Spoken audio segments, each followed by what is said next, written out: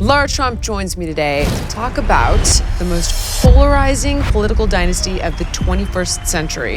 Her family, the Trump family. Love them or hate them, there is absolutely no escaping the sheer magnitude of their impact. Won the popular vote. That was great. But what really happened behind the scenes of the Trump White House? How did they endure the relentless firestorm of media backlash, the lawsuits, the impeachments, the riots, and the accusation of tearing the country apart while still claiming to make America great again? From being hailed as champions of the forgotten American to being labeled as symbols of division and chaos, how does the Trump family reconcile these polar opposites? I mean, were the critics right? Or is there more to the story that the media refused to tell? And now, with Donald Trump's return to the Oval Office on the horizon, the stakes could not be higher. Do you think he's safe?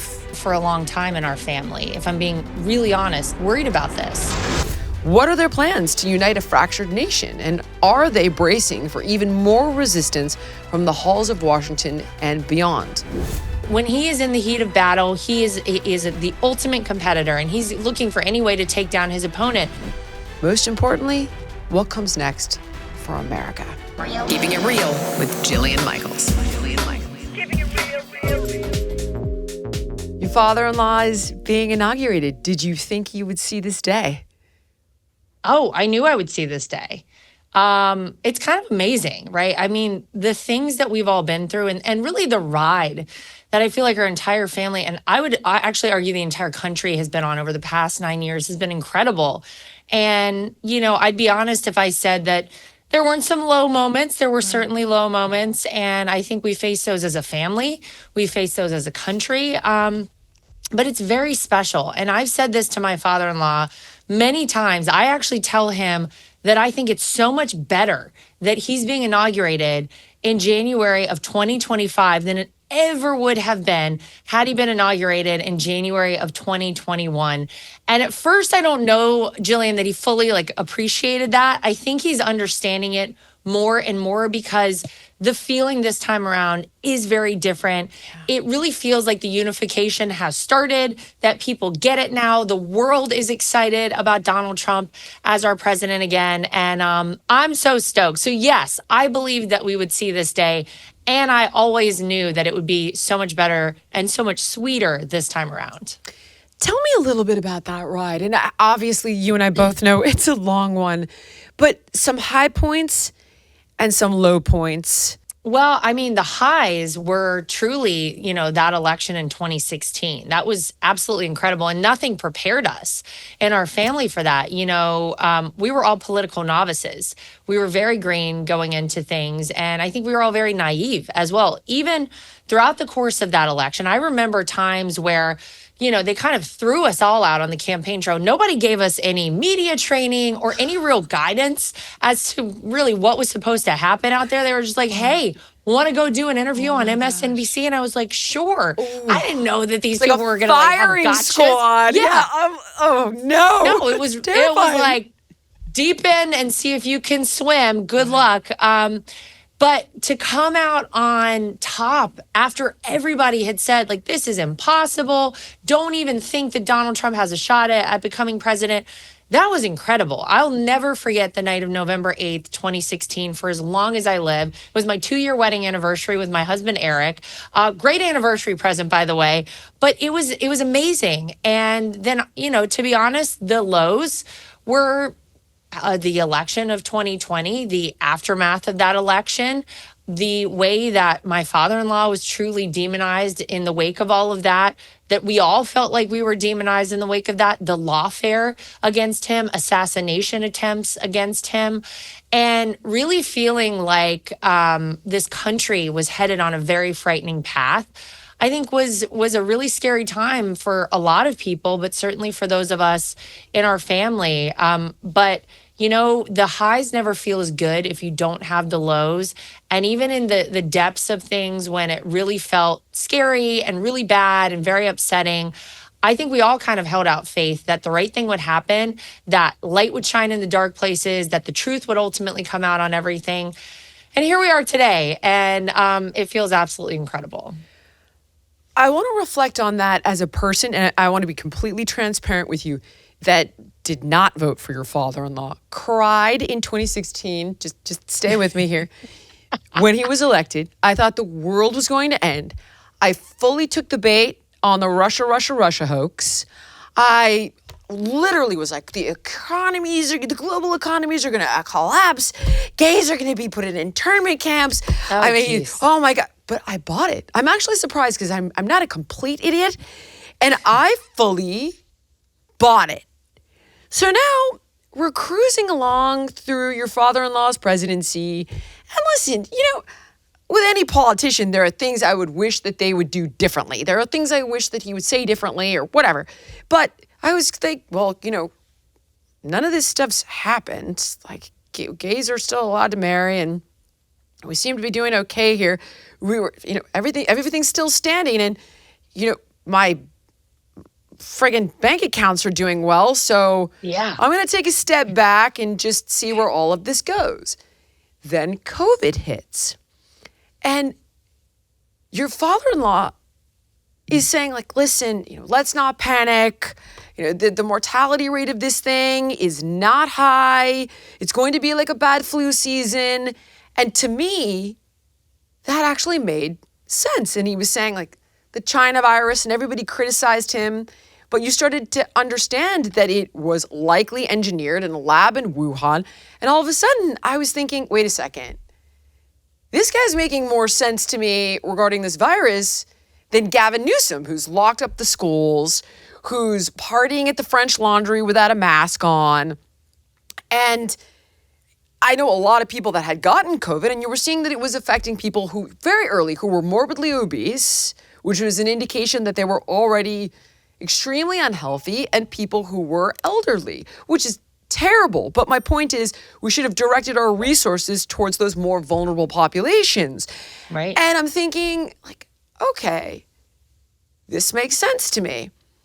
Come 2020, I sat it out. I thought, I'm going to wait and see what happens. I'm not quite sure which way the wind is blowing. I'm actually going to sit this one out because I really don't know what the better option is. Then I got 4 years of the Biden-Harris administration in conjunction with Gavin Newsom as my governor, and I fled to Florida, and I became an independent. And I have to be dead honest with you. Many like myself that your father-in-law has brought into the fold were deep blue. But not only that, I don't think I've changed. And what I mean is, I was never for sex changes for 12-year-olds. I was never for biological males and women's sports. I was never for late-term abortions when the health of the mother or the baby is not at risk. I mean, do you feel that we all misunderstood your father-in-law the whole entire time? Have we changed? Has he changed? What has changed when you have taken deep blue people like Tulsi, like Kennedy, like myself, and I was just interviewing 2 journalists like Michael Schellenberger, Anna Kasparian, who are not Republican, but nevertheless have moved all the way to the middle and declare themselves independent, when Bill Maher is now saying he's independent and not a Democrat. What do you think is contributing to that? I really think it's not just your father-in-law, but I feel like the other side has had to make such egregious mistakes. Yeah, you mean you believe in common sense? Oh, wait a minute. Yeah. You kind of just laid it out there. Look, there was a very strong misrepresentation of Donald Trump initially. And Jillian, I say this all the time. I obviously know this man, and I've known this man pre-politics. I've known Donald Trump for 16 years. So I knew from the beginning who he was and what his goals were, and at his heart, who this man really is inside.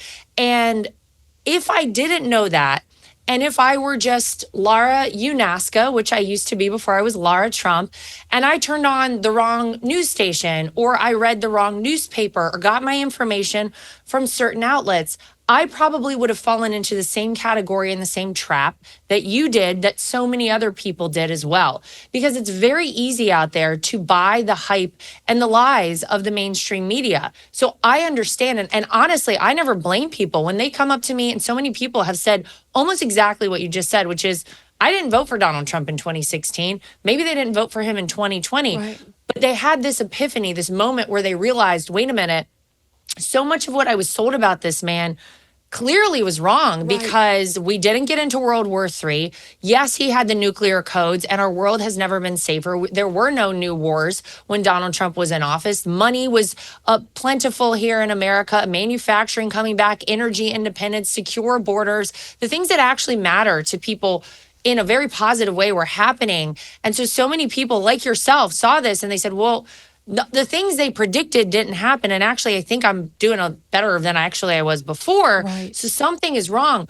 But the other part of it that you mentioned is the party itself, the Democrat Party itself, I think moved so far left that you never moved. You stayed in the same place.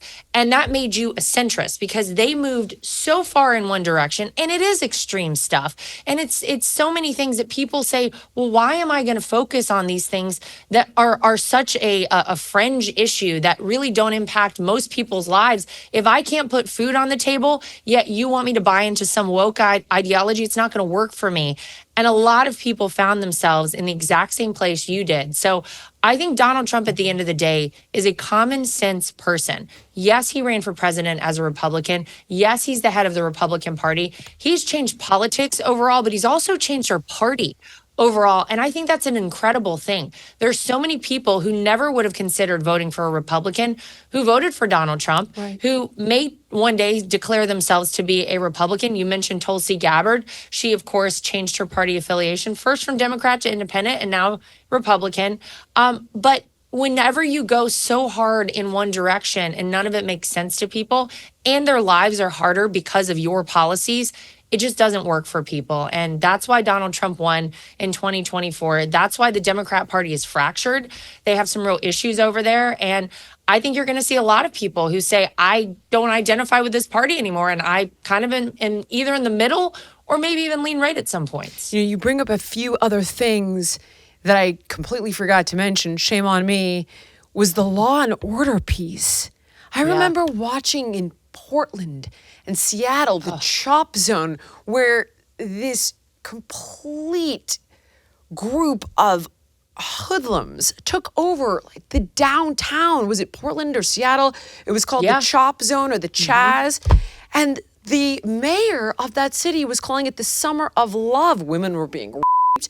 And your father-in-law wanted to send in the guard and clean it all up. And you're watching from the sidelines as Los Angeles is descending into riots and but people aren't allowed to visit their loved ones in the hospital. They're not allowed to go to church. I'm not religious personally, but I respect everybody's right to worship as they choose. They're not allowed to go to their synagogues, their churches, but you're letting complete chaos reign in the streets of the blue cities. And I thought, oh my God, like we need somebody to come in here who believes in law and order. That never would have been my top priority until all hell broke loose. Plus, I'm anti-war. And all of a sudden, under Biden, my God, we're like looking at a catastrophe with China and Taiwan, and we're now in this proxy war with Russia. I don't follow geopolitics. I don't get it. All I know is we're in these wars or funding them all over the world since he wasn't in office. Is that going to stop? How is he going to resolve that? Do you think that his promise of shutting all of this down very quickly into his presidency is an empty promise, or do you think he can actually get that done? Oh, he's going to get it done. And look, I saw my father-in-law, this may have been the week, Jillian, after he was elected. I saw him in his office on the phone with nearly every Middle Eastern leader out there, and they all said the same things to him. They said, we want the killing to stop. We want the war to end. We want peace, and we know you can make it happen. This is a man who's been elected as president-elect for maybe a week at that point. Right. They all called him and they all rallied around him because they want the killing to end. They want the war to stop as well. And they understand like we understand that when America leads from a place of strength, that is good for the rest of the world. And we want to see that happen. I do believe he's going to end these wars, the Middle Eastern conflict, the war between Russia and Ukraine. And, you know, it's amazing because the mistakes made by the Biden-Harris administration that led us to this point were all very preventable. You know, it started with Afghanistan, the exit from Afghanistan, the weakness we showed on the world stage. Right. It was disaster and embarrassing and all of those things.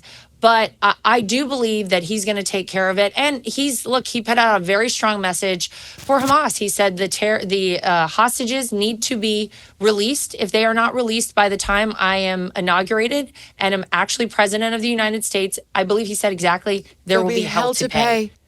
And you know what? People don't want to test it out because they know Donald Trump means business. They saw it in the first term in office. Right. They know what that means now. And so, yes, I believe that these conflicts are going to be ended and in relatively short order. The best time to start your new business this year is now. Shopify makes it simple to create your brand, open for business, and get your first sale. And their powerful social media tools let you connect all your channels and create shoppable posts that help you sell everywhere people scroll. Shopify makes it easy to manage your growing business. They help with details like shipping, taxes, and payments from one single dashboard, allowing you to focus on the important stuff like growing your business. And guys, with Shopify, your first sale is closer than you think. So check it out. Established in 2025 has a nice ring to it, right? Sign up for your $1 per month trial period at shopify.com/Jillian.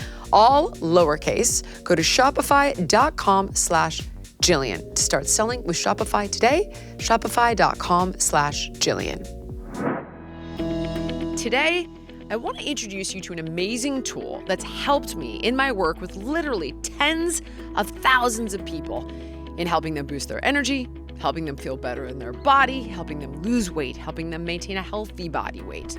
It's Lumen. Lumen is the world's first handheld metabolic coach. It's a device that measures your metabolism through your breath, and on the screen of the device and on their app, it lets you know if you're burning fat or carbs and gives you tailored guidance to improve your nutrition, your workouts, your sleep, and even your stress management. Your metabolism is your body's energy. It's how your body turns the food you eat into fuel that keeps you going. And because your metabolism is at the center of everything your body does, optimal metabolic health translates to a bunch of benefits, including easier weight management, improved energy levels, better fitness results, better sleep. Did I say that? Did I say that already? You know why? Because it matters that much. Lumen gives you recommendations to improve every aspect of your metabolic health, and it can also track your cycle as well as the onset of menopause and adjust your recommendations to make sure that your metabolism is healthy through all hormonal shifts. So guys, it doesn't get better than this. Just go to lumen.me/Jillian to get 20% off your Lumen. That's lumen.me/Jillian for 20% off your purchase. Thank you, Lumen, for sponsoring this episode. But then the other thing that worries me, and it's the obvious question, I know you've been asked it before, when your father-in-law started talking about all of this stuff, and then he brought on Kennedy, and we all know what Kennedy plans to do. He plans on taking on big food and big difference. I was like, they're going to kill him. And this is probably 18 months ago. At first, they indicted him, how many, 34 times? Is it like... Oh, yeah, the Alvin Bragg. Yeah. Well, they indicted him 4 times. Then he had 34 felony counts. That was it. That he was found guilty of in downtown Manhattan. Yes, that. Right. And I thought, okay, if that doesn't work, they're going to kill him. And then they shot him in the head. Do you think he's safe? Nothing's changed? It's a tough question. You know, I think that we've all for a long time in our family, if I'm being really honest, worried about this. You know, when you have a person who goes against the grain, and I mean that overall in terms of politics. Right. Yes, he's a Republican, but even the establishment in the Republican Party was not excited about Donald Trump. Don't kid yourself for a second. This is a man who wants to do what is right, no matter how he thinks it will impact these big corporations or the whatever. He wants to do the right thing for the country. And that is a dangerous game to play when you're talking about all the things you just mentioned there. There are people who make their livelihoods off of us staying in constant conflicts around the world. Right. There are people who make their money off of, putting stuff in our food supply that we probably shouldn't be eating, giving us pharmaceuticals constantly. It's a scary thing. And look, the situation in Butler was absolutely terrifying. I don't think Eric and I have been that scared ever in terms of his safety. That was a moment that I wasn't sure what was going to happen. I think that certainly the security has stepped up around him. Unfortunately for him, his one outlet that he loves, and I know you appreciate this, Jillian, as someone who works out and appreciates it like I do, is golf. And he can't even go do that. And it makes me feel so sad for him. But it's amazing because I have always taken the approach with him that if he's not nervous about things, then I'm not going to be nervous about things. It's a little bit like being on the airplane and the flight attendant not panicking around. And if they're okay and they're calm, I'm like, all right, well, the plane's still flying. Like, we're still good. I've kind of taken that from him. And when he's calm and he's relaxed and he doesn't seem concerned for himself, then I have to reciprocate that and I have to feel the same way about things because it doesn't do any of us any good to be afraid. But I think about it all the time. I think about the fact that when he was in office the first term, we didn't have ISIS anymore. They were gone. Right. And now ISIS has popped back up. Right. You have terrorists after him. You probably have people in our own country who want to see something horrible happen to him. So we'll never stop thinking about it. Even after 4 years in the White House, I will think about it forever with him. But he's unafraid. And I think that that's why he's such a great leader. Yeah. And it's a very unique characteristic to have. Right. He seems almost like his own safety is, kind of a sidebar for him. He has a mission and a goal, and he's going to focus on that no matter the cost. You can tell that he is setting his sights on pure legacy. And I had interviewed Bill O'Reilly, who said, he had this book all about how he was rating the different presidents. And he's like, I had spoke to Trump, and Trump said to me, like, what do I got to do to be top notch? And he wouldn't tell me the details of the conversation. But now all of a sudden you see him and he's talking about taking on Canada and taking on Greenland and the Panama Canal, getting that back. And at first you're thinking, oh my God, here we go. We're going to get megalomaniacal again. This is going to be received so badly. And I started to watch what was going on with Greenland. And Hannity actually was explaining to me in a private conversation, he was saying, he's like, this is genius because they've got gas that we need. They've got minerals. They've got precious metals. Militaristically, it's very strategic. It'll be so much harder for China and Russia to compete with us. And I thought, but you can't just go a land grab. It's 2025. The very next day, I see a clip of the leader of Greenland talking about how they want to join the U.S. and leave Denmark. Well, and the people there, by the way, Jillian, the people there, what? I think generally feel that way. Denmark doesn't allow them to export those precious metals and those gemstones and drill for the oil that they have there. And it's, they want to be able to flourish and have a great country as well. And so I think they're actually in favor of it, which is a great thing for everyone. But, you talk about his legacy, and not to interrupt you. Please. I literally asked him this like a day ago about this. And I was like, what do you think? Like, what is your legacy? What do you want it to be? And he said, I don't want to answer that because I've got a job to do. And if we do a great job, then the legacy part is easy. But if we don't do a great job, then people will always remember that as well. And people can criticize him time and time again for being this, egomaniac or being so driven for his own personal success. But what people don't realize is it's actually us. It's the people of this country that are benefiting from a man whose drive is to be successful, but it's our success he wants. It's the country's success, the American people's success. And gosh, he is going to the ends of the earth to make sure this country is set up right and the right things happen for us. And we're so lucky to have someone who tries as hard and will try as hard as Donald Trump to do everything the right way.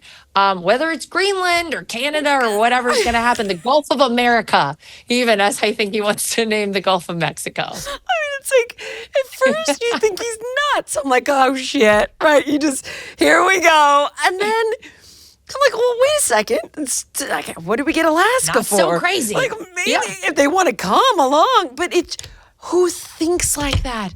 We haven't had someone think like that for how many, 100 plus, how many years? Exactly. Like when we purchased Alaska, it's bananas that he's thinking like this. But another thing that I find so almost incomprehensible about him is I've been through many lawsuits, nothing like your father-in-law, and they're horrible.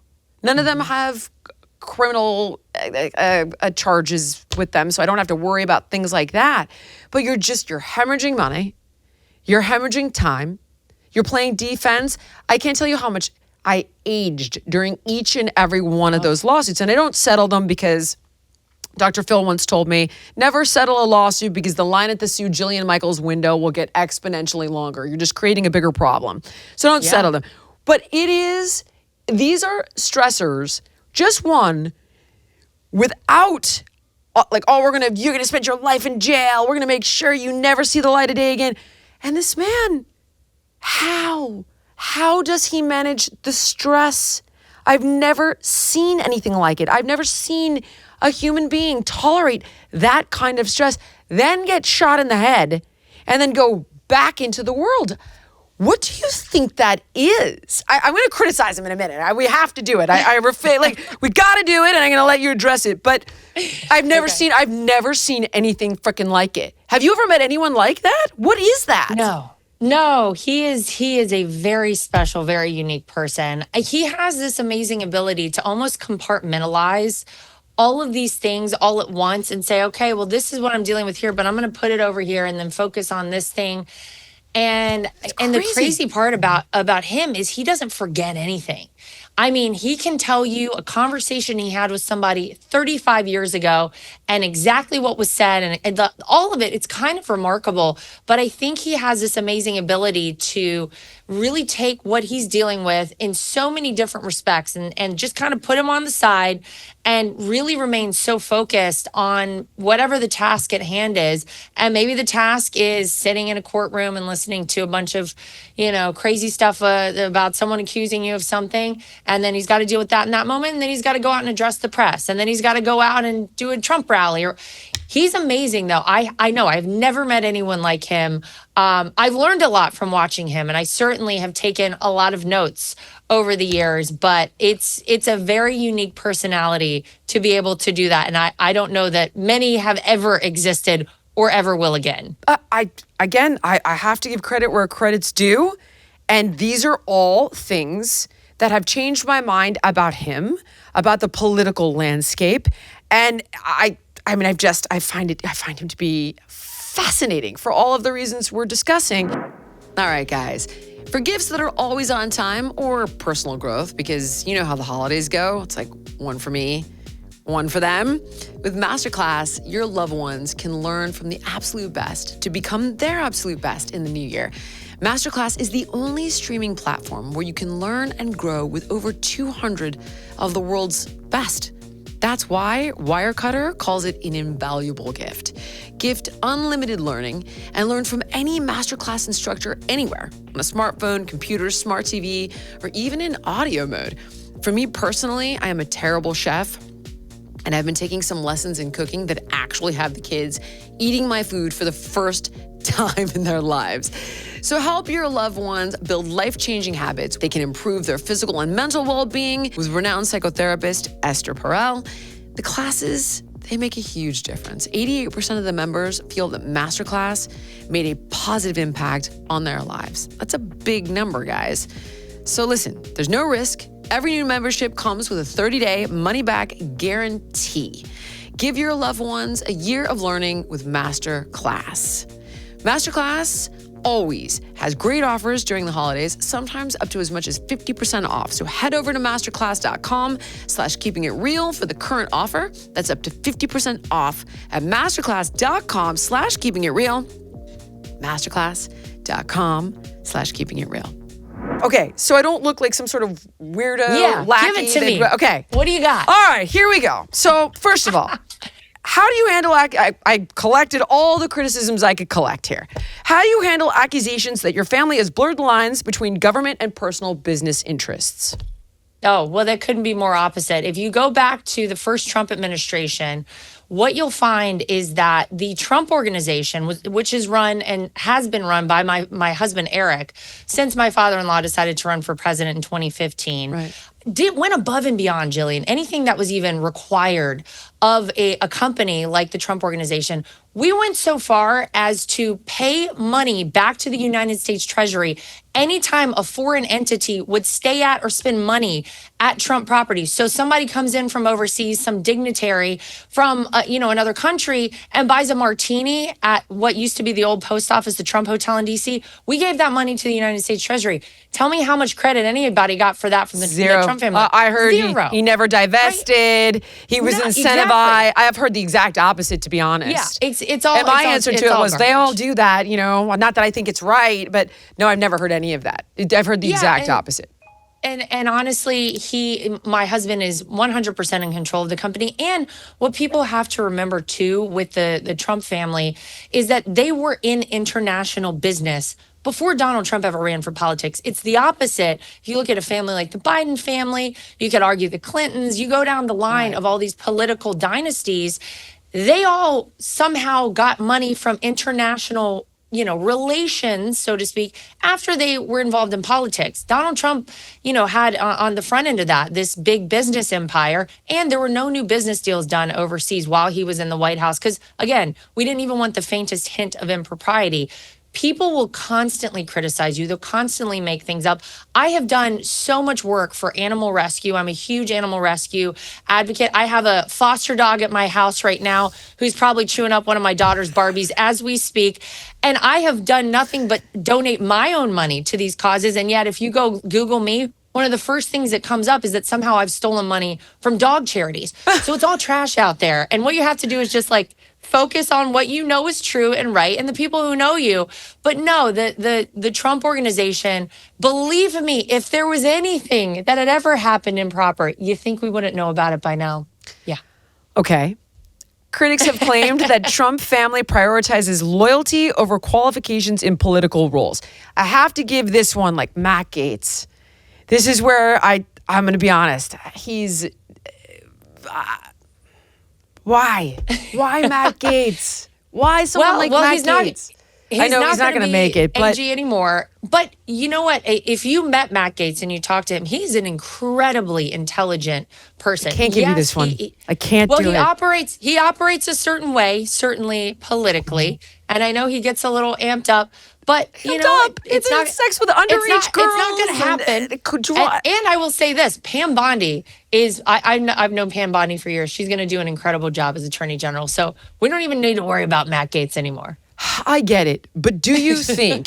Thank God, no offense, but do you think that is a legitimate concern? And by the way, I can completely understand why he would feel that way, because you've seen him be turned upon by people that had worked with him in his 2016 administration. However, will that be balanced out a bit more efficiently? In other words, do you think everybody getting the job that they're going to get, that they will be exceedingly credible? Because I understand why he feels the way he feels, but I would, just as a regular person, I didn't like M.A.G.A. That's the part where, you just want to... You want a direct line to be like, no. And by the way, I wouldn't expect anyone to agree with everything I do all the time, and everything he does all the time. But if you actually look at all of the people he has at the top of his administration in these cabinet positions and in these really important roles, you could argue, look at RFK Jr. This is not a guy who owes Donald Trump any loyalty. He really wants to do a great job. And that's exactly what Donald Trump wants to see happen. He wants effective people who he knows are going to work hard and not spend their time, Jillian, stabbing him in the back, selling stories to the press, leaking stories here and there for their own, political advantage or whatever it might be for them. Because he learned a lot of hard lessons the first time around. And I think if you ask him, what do you think was your biggest mistake the first term in office? He would probably say a lot of the people with whom he surrounded himself.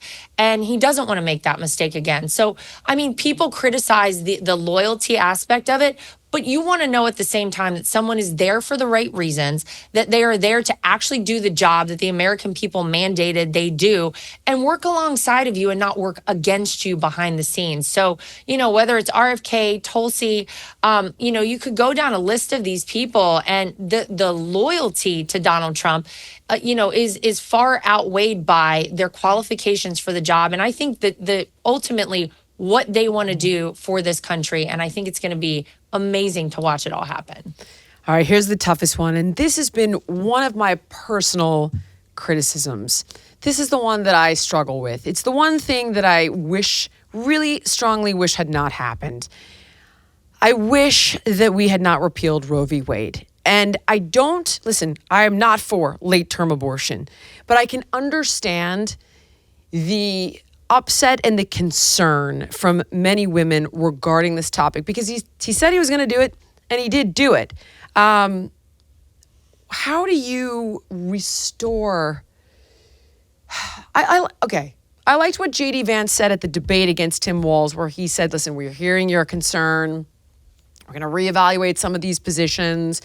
But how do you speak to those women simply because I'll say I think that this will create bigger problems. You've got things like the heartbeat bill where a woman doesn't even know she's pregnant and may not have the resources and now needs to travel to another state to get an abortion. And it's you hear horror stories. You've heard them. Women bleeding out in parking lots of Texas hospitals because they had tubal pregnancies that weren't addressed properly.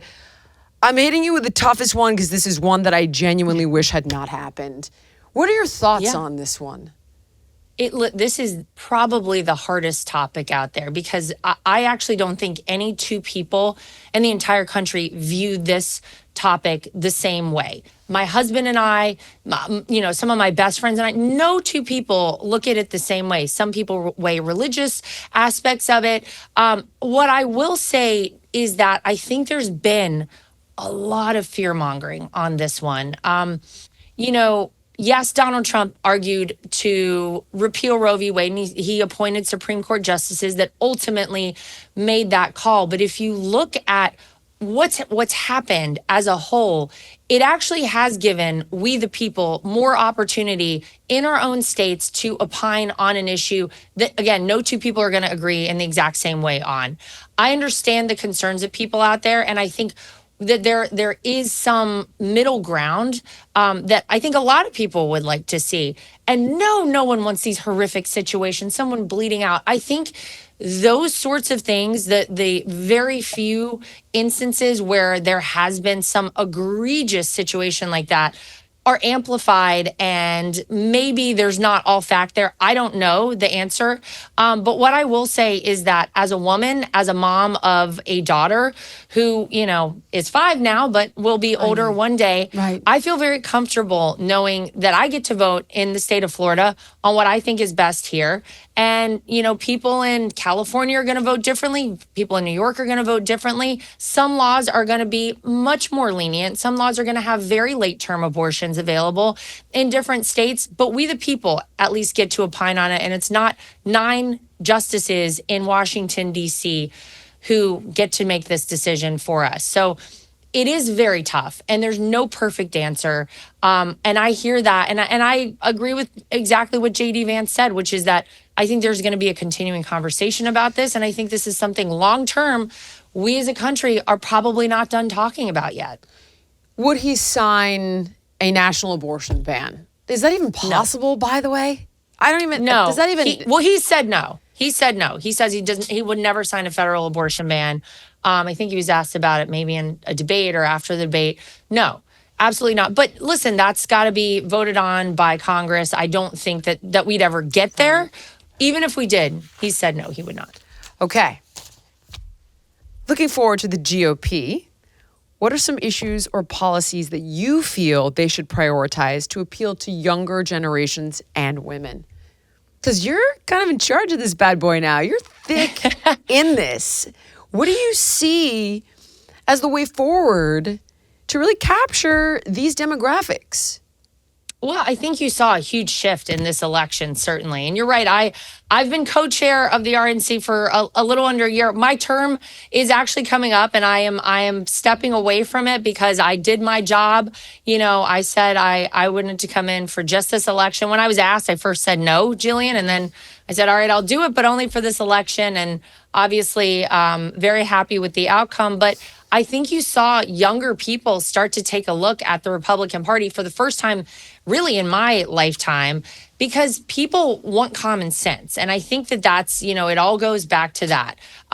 Young people, you know, want to make sure that whenever they graduate from college, there's a job waiting for them, that they can afford a house one day, they can afford to start a family. So you want the economy to be in such a place that it's going to work for you. And I heard from so many people I know who, you know, are still in college or have just graduated from college that they're terrified about what the future looks like for them. So I think if Donald Trump is able to do what he plans on doing over the next 4 years, I think it's going to lock a lot of people in, a lot of younger people into voting for Republicans, you know, down the line. And I think that you've seen that with a lot of voting blocks, and I hate to use that term, but it's a real term, of people who traditionally never looked at the Republican Party. People want to be able to afford their lives. Yes. They want the best for their families. They just want to be, in a lot of cases, left alone, government to leave them alone, and be able to live their lives safely and securely and, you know, have a bright outlook for the future. And so I think that those policies are what drew a lot of people in. And assuming we can, you know, make good on those, which I believe Donald Trump will, I think it's going to be very helpful to expand the tent of this party.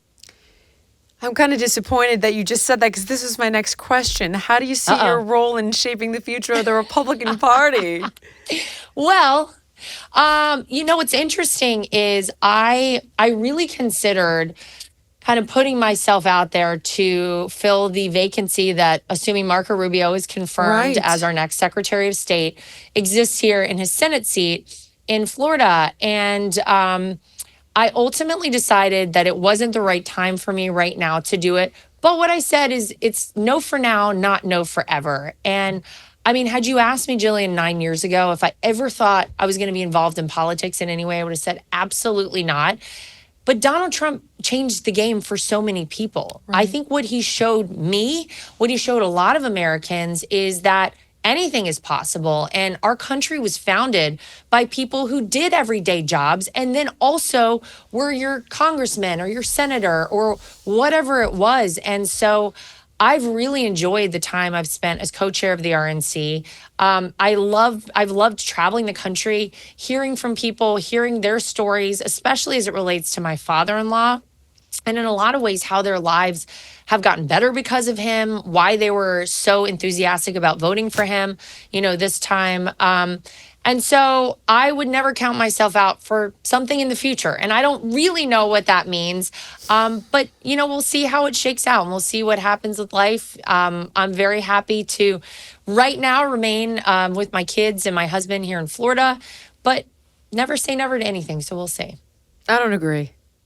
And I don't agree with you on this one. And I honestly, I didn't pay close attention to it because really up until probably, I don't know, the past 8 months, I kept thinking I was going to just really sit it out, and it was getting worse and worse and worse politically with the Democrats going, you know, all the way over to the far left. And when you first became co-chair of the RNC, I honestly would have thought, like, okay, nepotism, whatever, typical Trump family stuff.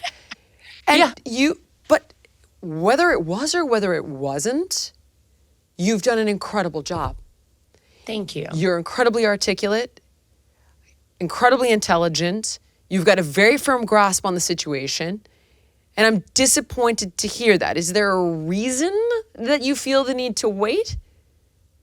Yeah, I mean, my family's very young. My kids are 5 and 7. I get it. And Okay. after talking with a lot of senators and really hearing the schedule and the back and forth, I'm not in a place right now to move my family to Washington, D.C.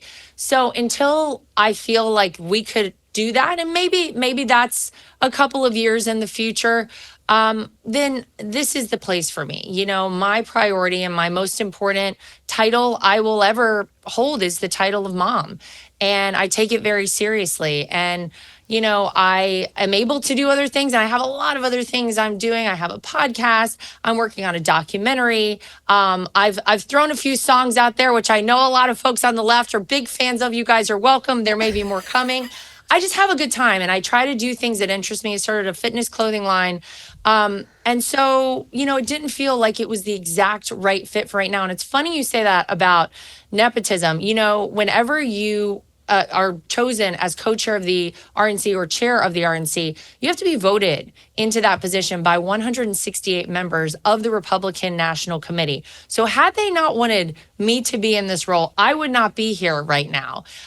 So look, I think that anything is possible in the future, and I'm very open to it. I'm here to amplify the message that the Trump administration will have and get what they're doing out for the next at least little bit while I can, and we'll see what happens. Down the line. Okay, well, I'll be waiting. And I was just about to ask you specific initiatives or causes that you're passionate about. So maybe you could elaborate a little bit about all of those things that you're up to. And I'm not ending this interview, but since you brought it up, where we can learn more, what you're really drilling down on, and how people can get involved in some of the causes.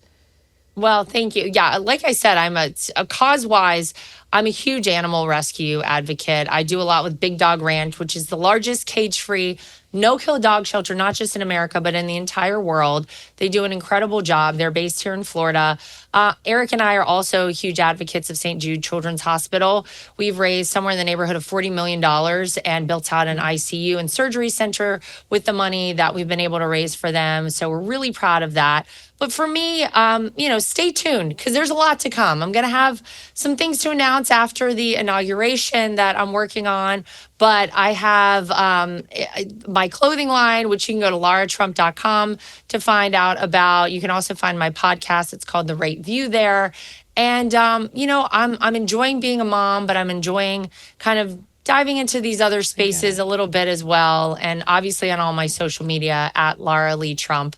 You can find all of it there too. So, it's been a wild ride for me, and I'm just settling in. I feel like I've only written the first chapter of my book, Jillian. So I see that. I see that. And, you bring up the wild ride again as I toss my pen. And of course, you lead me right into every next question, which was, how do you navigate criticism and controversy personally as a public figure? And I think as a public figure, obviously I've experienced a ton of it, and there's so much misinformation. I hate to use that term, but there are so many lies, and they are intentional and on purpose. How do you navigate that? Like, there was one that just came out about me today, and it's stupid, but it bothered me. And it was a home I had sold 4 years ago, and it was Jillian Michaels rages about the fires as her $10 million Malibu mansion stands. And I thought, first of all, I didn't pay $10 million for that place. Second of all, I sold it 4 years ago. Third, I'm no longer a California resident, but it bothered me because it makes you seem like an asshole at a time when you're trying to help people. And so, of course, I had my publicist reach out to the Daily Mail and to say all those things, but I don't know how many people already saw that and already had negative comments. And even though I'm accustomed to it, it's annoying. And you suffered these things exponentially. How do you deal with them? Well, I was just going to say, you probably understand, better than a lot of people what that's like. Initially, I'll be really honest, it was really hard for me because I didn't grow up in all of this. I grew up like a normal person in America. I come from a middle-class family. My parents are small business owners, and, I went to public school my whole life. So I never anticipated having the last name Trump. And then whenever that happened, I was like, well, that's enough. And then my father-in-law ran for president, and I was like, whoa. And then I got thrown into the fire. So nothing prepares you for any of this stuff. And initially it was shocking. It was crazy. And I learned very quickly you cannot read the comments on anything, especially on the Right. Daily Mail. Those are the most egregious comments you'll ever read. So don't click in there because they're horrific.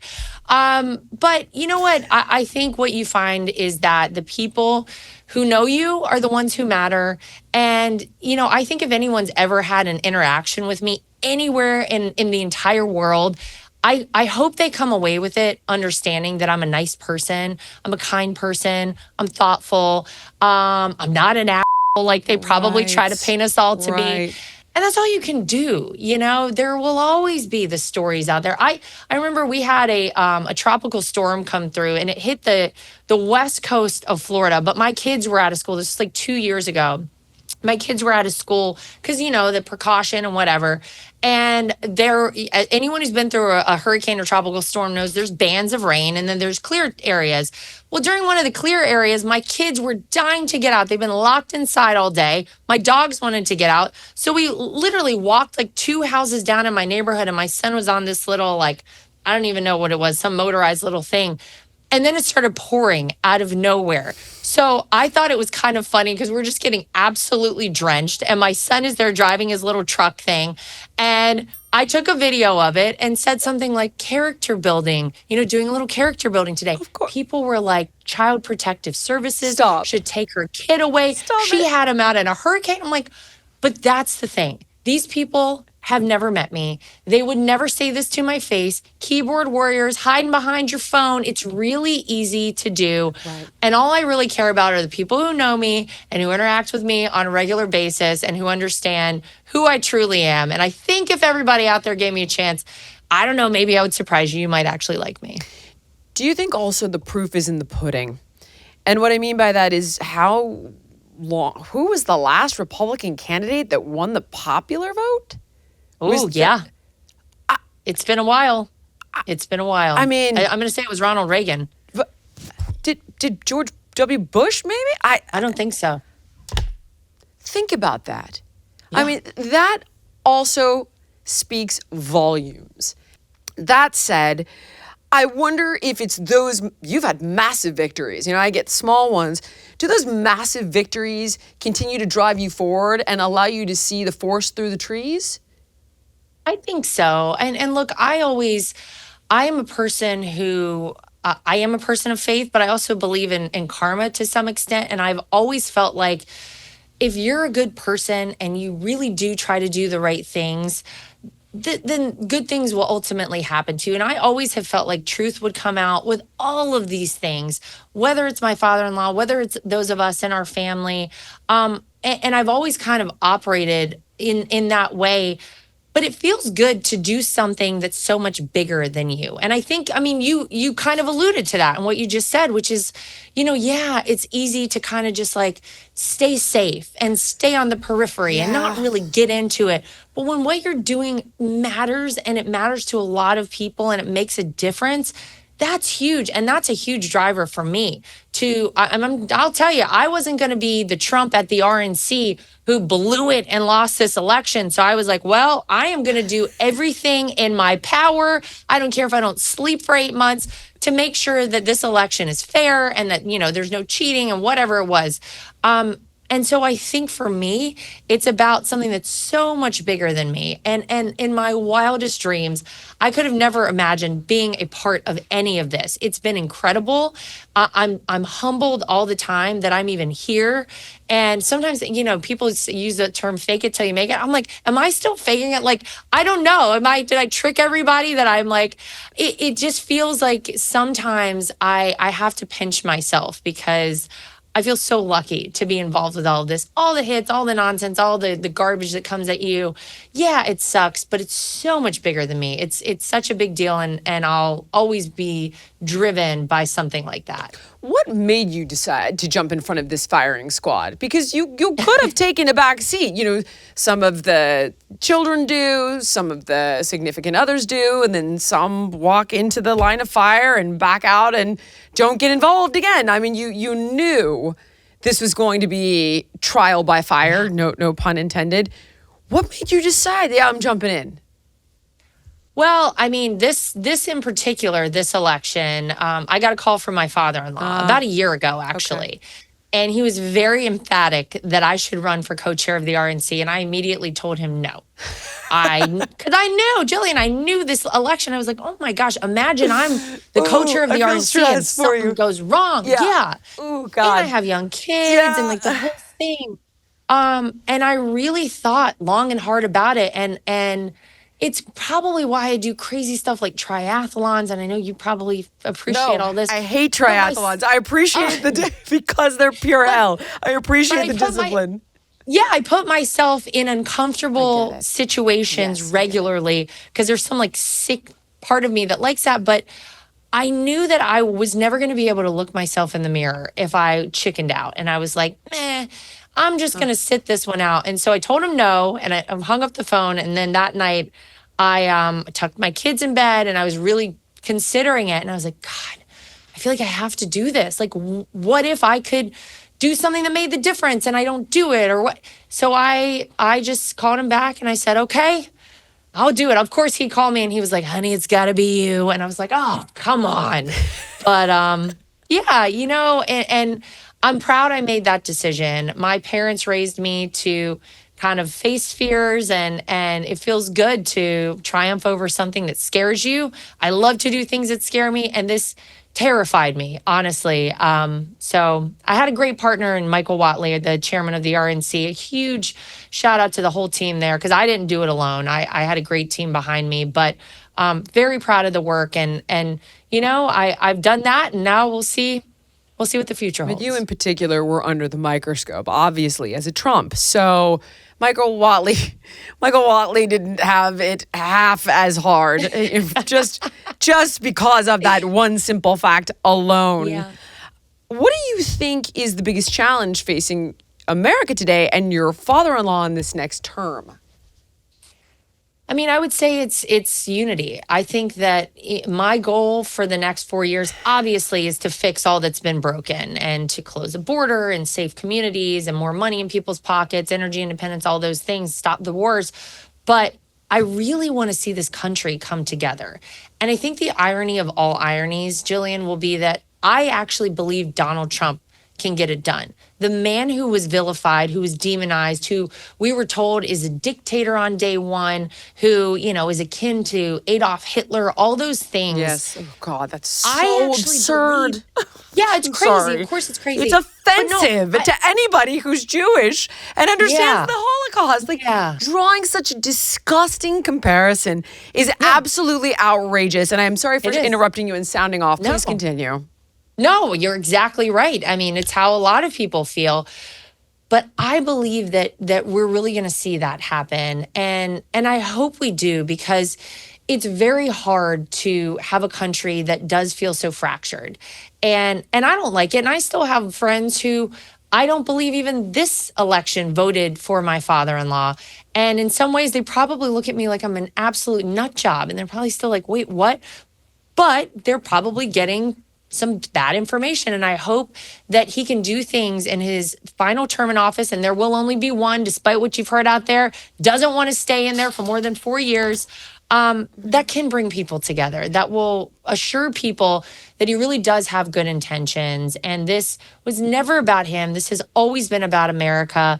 And that is my hope. I do think it's the biggest challenge, but I'm incredibly hopeful and optimistic about all of that right now. If I was to be critical, one of the things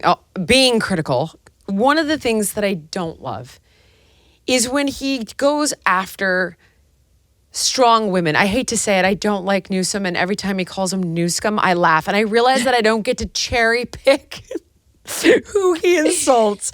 So if I had to do a trade-off on it, I kind of wish, and I realize this is just like, hey, this is who he is, but it's going to be tougher when you call people like Nikki Haley bird brain, because I understand if you feel she was disloyal to you or you don't like her politics or whatever it may be, but she's extremely accomplished. It's those kinds of things that make it tough to bring people together, because people love to to point out, I see it all the time online, Cenk Uygur on the Young Turks. This has nothing to do with your father-in-law, but he was talking about the fire catastrophe and how making DEI the central talking point for what went wrong is why he could never become a Republican. And the reality is so much went wrong. That's the least of it if it contributed anything. So I wonder, will there be a postmortem where the Republican Party evolves a bit, like what you were saying on women's issues, or taking the higher ground at times? Because I think the party that continues to evolve is the party that will continue to win, personally.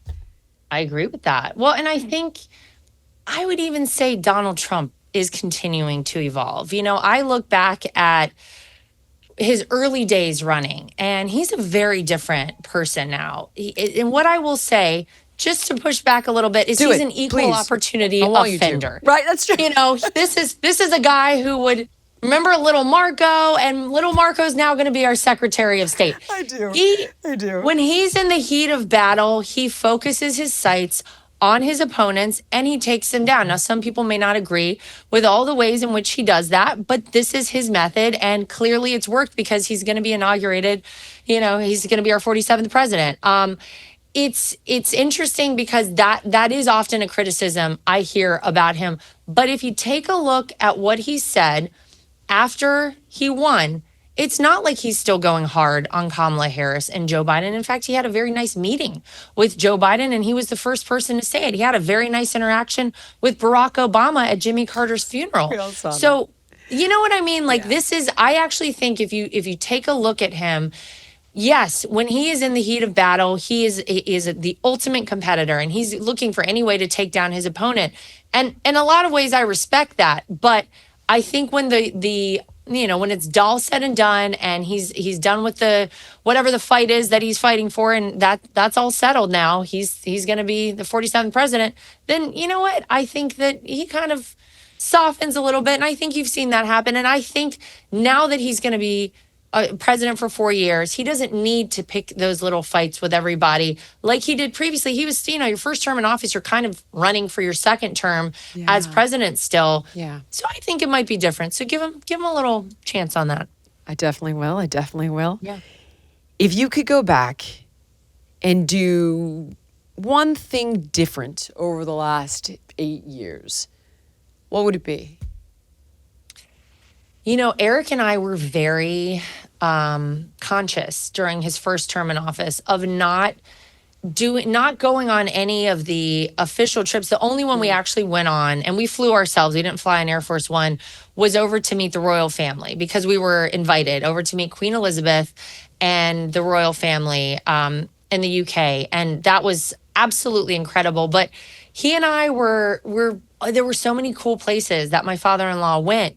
And we said, you know what? We don't want to look inappropriate. We don't want to show up at these places. And obviously, just to have the experience, I kind of wish some of those places I would have been, because man, they were really cool. Obviously, we'll see what happens in the next 4 years. And I never want to infuse myself in a situation that's inappropriate. And we never will. But I do think there were some really, really awesome things we could have seen. Give me one. One of them. Oh my gosh. Well, I'll tell you one that I missed out on that I wish I hadn't. Eric was to Normandy for I forget if it was the 80th anniversary or 75th anniversary of D-Day. I mean, my husband tells me these stories, and I was pregnant with my daughter. This was right after we met the royal family, and I was like 7 months pregnant. I was like, I got to get out of here. I got to get home. And I didn't go, and I have the biggest regrets of my life about not going there, because I love world history and I love learning about World War II and all of that history there. And I'm like, I missed it. So we'll see. We'll see what happens this next term. Maybe I'll go somewhere cool. I've got one more tough one. And by the way, I have every confidence that you'll be going somewhere cool. And I can't wait to hear you talk about it on your podcast when you do. But I should ask this question, and I should have asked it earlier because it's totally odd at the moment. But how are you guys planning on handling the way that much of the legacy media is shaping the narrative. Do you think your father-in-law, and I fully agree with this, thank God someone's doing it, him going after, these news organizations that are manipulating information, do you think that's going to change things?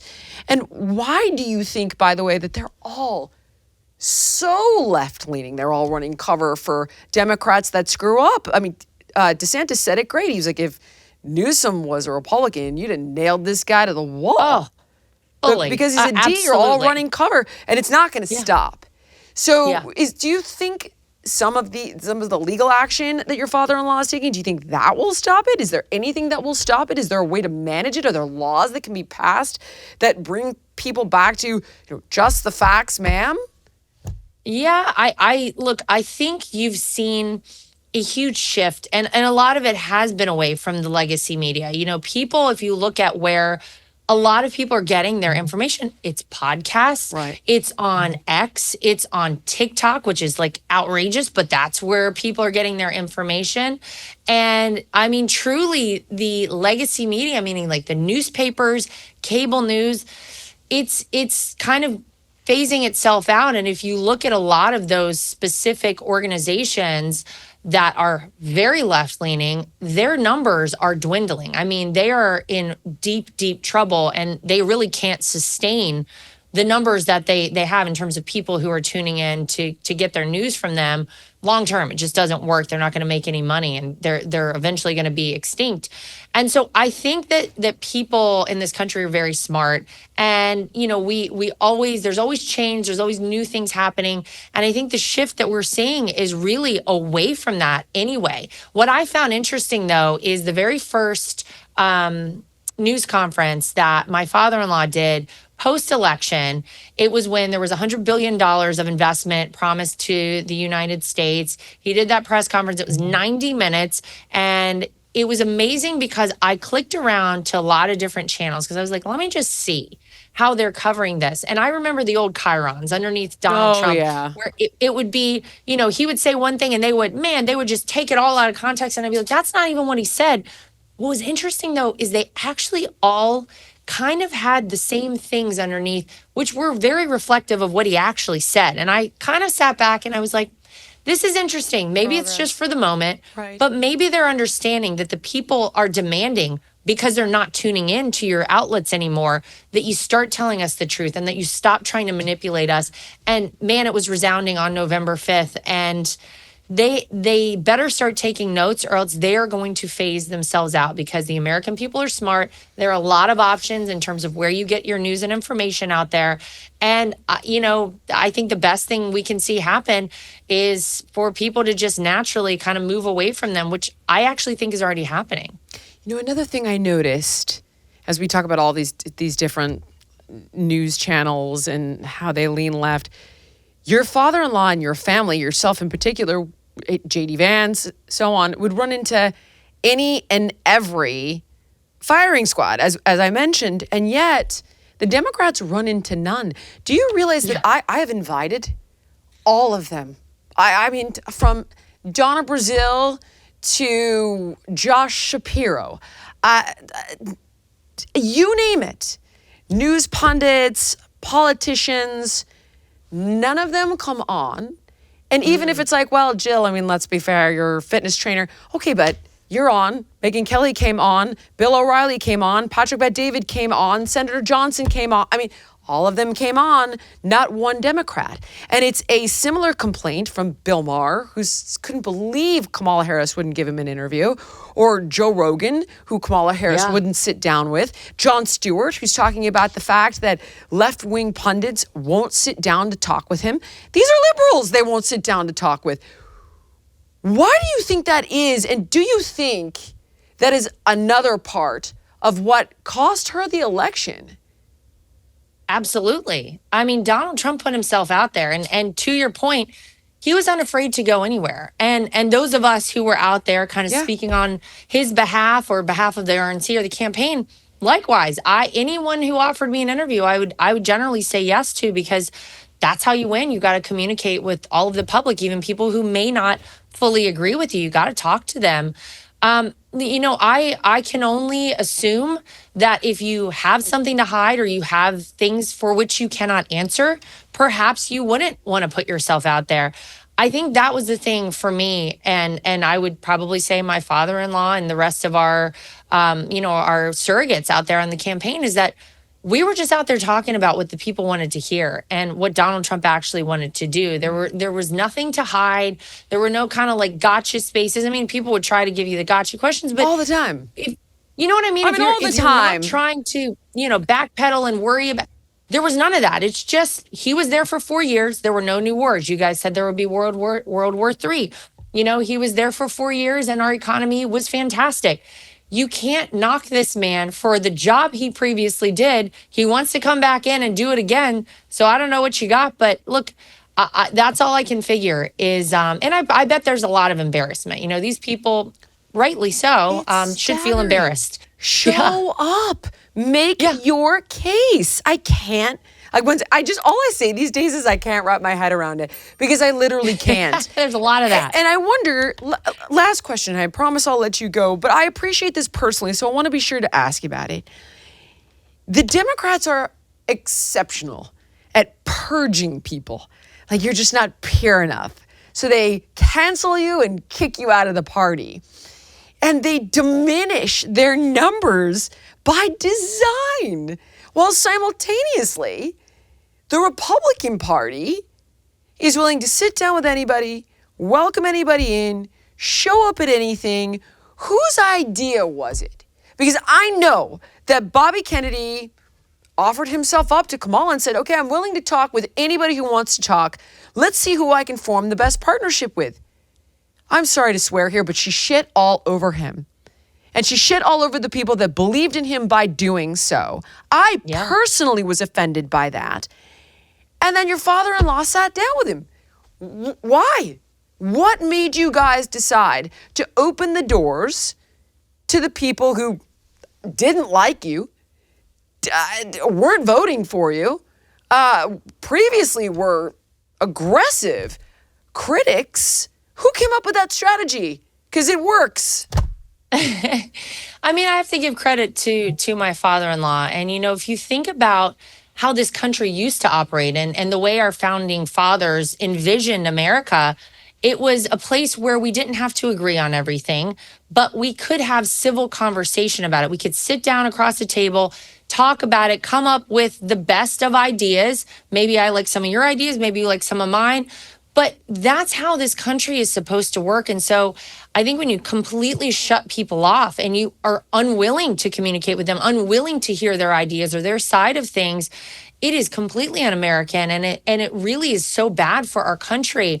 And so, look, I think, my father-in-law is a person who, yes, he's a Republican, but he's willing to work with everyone. He just had John Fetterman at Mar-a-Lago. Yeah. You know what I mean? Like, he wants the best for this country. And so if that means sitting down with someone, even though they may not have but a couple of ideas similar, that's a good thing. We're all going to reap the benefits from that because you know what? More ideas are better. More conversation about those ideas is better for all of us. And obviously, it put us in a really great place. Obviously, a lot of people who maybe wouldn't have taken a second look at Donald Trump said, wait a minute, he's got RFK Jr. on board, and that could be kind of a cool combination. And here we are today. So it works, and it's smart, and it's how this country should be operating. And I hope we see more of that. That's what the people of this country deserve. That's what we want. That's how this country was founded and it's supposed to operate. Well, it's clear you played a role in that, and I, for one, am grateful. I want to commend you on the job you've done, the woman you are, the way you ran this campaign and the RNC. Really, I have no reason to wax poetic. This is totally genuine. I couldn't have been bigger critic of your father-in-law and, by association, your family. And I have been won over. Not that it matters, but I'm doing a mea culpa. It's all the truth, and I want you to know how much I respect that and you and your family, and appreciate you taking the time to continue reaching out to people when my previous party did not. Not only did they not reach out, they ejected those of us that raised the flag about all the different things we've talked about over the course of this interview. So thank you so much. And one more time, where can we get everything, your podcast, your clothing line, everything? Where can we get it all?